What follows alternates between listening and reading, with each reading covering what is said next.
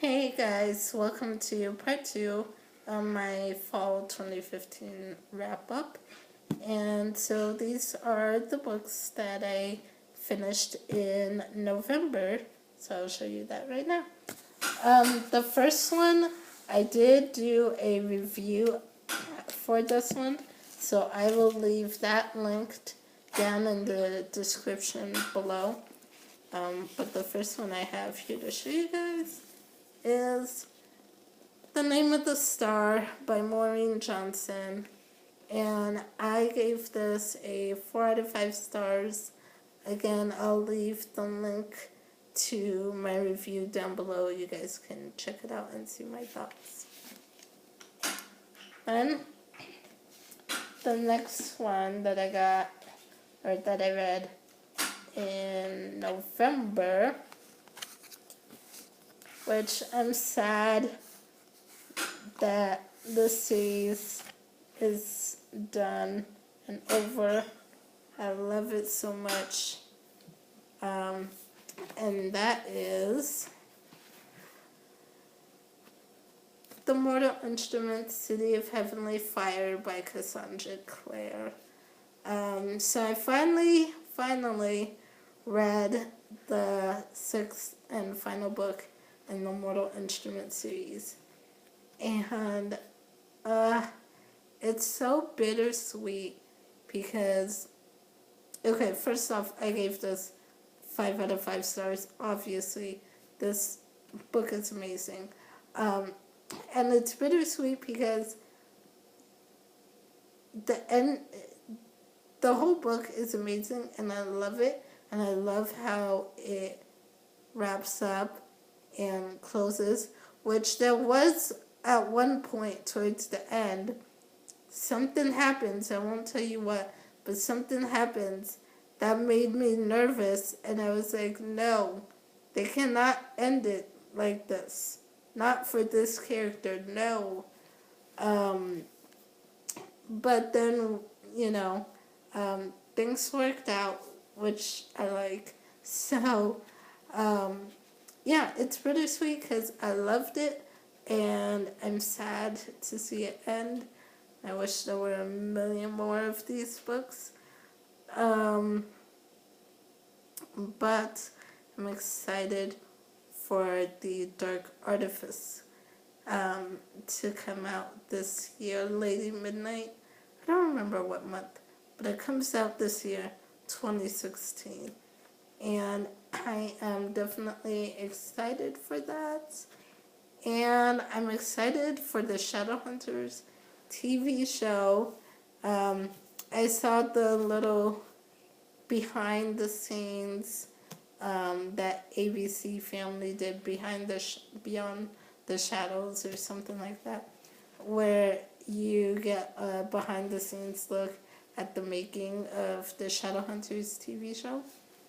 And so I saw that special, and after I watched it, I was like, okay, well, a little less nervous about how this is going to turn out. I'm still nervous because I want it to be good, and I'm sure, like everyone else, I've got high hopes and high expectations, and I'm just worried that it's not going to live up to that. So we'll see. We'll see. I'm a little less nervous after seeing that behind the scenes special. And I'm excited to see what they do with the show. Yeah, we'll see. I might do a TV talk when the first episode premieres and might talk about it, because yeah. Anyway, so like I said, I love this book, gave it 5 out of 5 stars. Cassandra Clare definitely knows how to wrap up a series. I loved Clockwork Princess, and the way that wrapped up, and I love how City of Heavenly Fire wrapped up. She knows how to end series very, very well, and I just love it so much. Which is good, because I didn't like the fourth and fifth book that much. The fifth one was okay. I really didn't like the fourth one. But I love this one. So, yes. Anyway, then the last book that I read in November. Again, this is another one that's part of a series. It's the second book in the series. And this is from the School for Good and Evil series, A World Without Princes, by Simone Cheney. And so, this one is the second book in the School for Good and Evil series. So in this one, Agatha and Sophie have returned back. Agatha makes a wish that ends up getting Sophie and her brought back to the School for Good and Evil.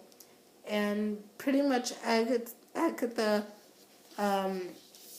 wished to change her ending, her happily ever after ending, and she wanted a different ending with her prince instead of with Sophie, and so that's kind of what brought her back here.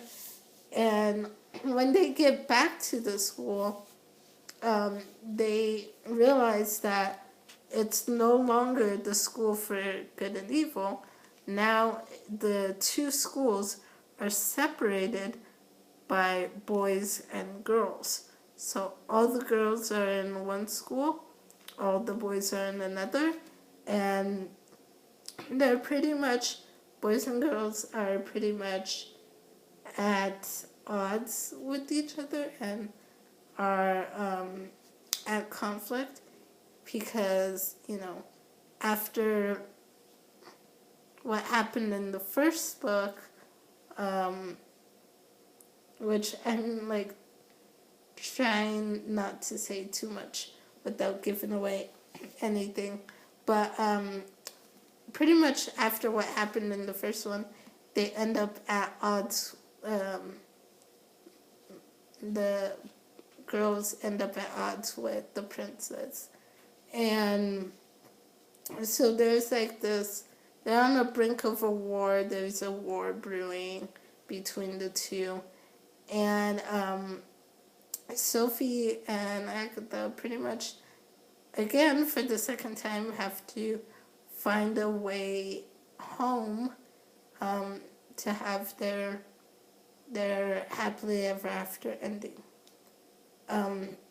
Again, I'm trying not to say too much without spoiling the first or second book, but I do have a review of the first book, which I will leave a link to that down in the description below. And this one, the second book, I gave it 4 out of 5 stars. I did enjoy it, but there were some things that I had issues with. So, first off, the prince still annoys me. I think I said that when I did my review of the first book. I didn't like the prince. I don't like him in the first one. Don't like him even more in the second one. He really annoys me. And he's so quick to flip on people. And so, yeah, I just don't like the prince. I was also kind of disappointed in Agatha. And I mean, I get her wish and I get why she did what she did. I I'm disappointed with how pretty much how she lost faith in Sophie, and kind of thought Sophie was becoming a witch again, and how she was so quick to like lose her faith in her and in their friendship. Um, I felt like she was quick to give up on their friendship, and so I was disappointed in Agatha because of that. I do want to read the final book soon and see what that what the final book is like and what the overall theme and message of the final book is like. Because I feel like in this one,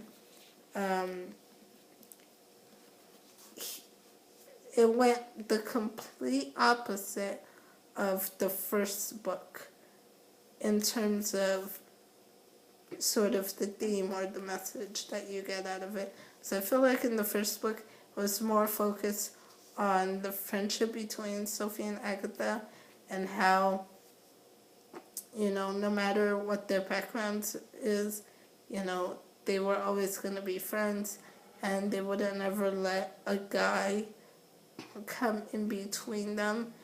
And in this one, Agatha pretty much lets the guy come in between their friendship. And it's kind of, you kind of get the sense in this book that it's like, okay, the guy is more important than her friend. And I didn't like that. And I was so disappointed with Agatha. But I'm hoping the third book will be more like the first one, in terms of just like, realizing what is important and, what a true friend is.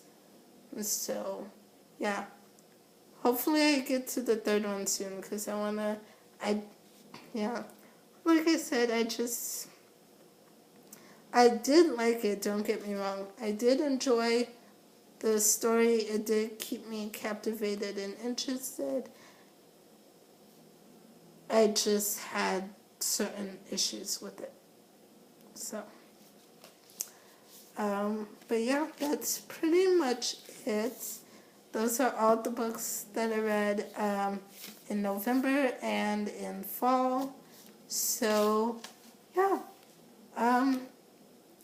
I guess I will see you guys soon with another video. Bye.